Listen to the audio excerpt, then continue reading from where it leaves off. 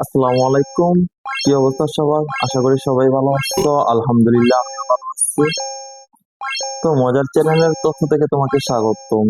তুমি হয়তো video thumbnail দেখে বুঝেই গেছো যে আজকের এই ভিডিওটা কোন টপিক নিয়ে হতে যেতেছে।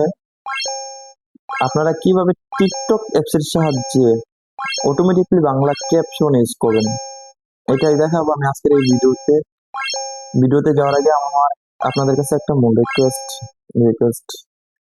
আপনারা যারা যারা আমার চ্যানেলে নতুন আছেন তারা আমার চ্যানেলকে সাবস্ক্রাইব করতে ভুলবেন না। যদি ভিডিওটা ভালো লাগে তাহলে একটা লাইক দিয়ে দিবেন। আর যদি ভিডিওটা বেশি ভালো হয় তাহলে আপনাদের বন্ধুদের কাছেও ভিডিওটা শেয়ার করতে পারেন। তো বিষয়ের কথা না বাড়িয়ে স্ক্রিনে যাওয়া যাক। তো আপনারা সর্বপ্রথমে চলে আসবেন মোবাইল স্ক্রিনে, তারপর টিকটকে চলে আসবেন। টিকটকে চলে আসার পর প্লাস আইকনে ক্লিক করবেন, আপলোড ছবিতে ক্লিক করবেন। তারপর এখান থেকে আপনাদের যেই ছবিটা পছন্দ বা ভিডিওটা পছন্দ ওইটা সিলেক্ট করার পর নেক্সটে চাপ দিবেন।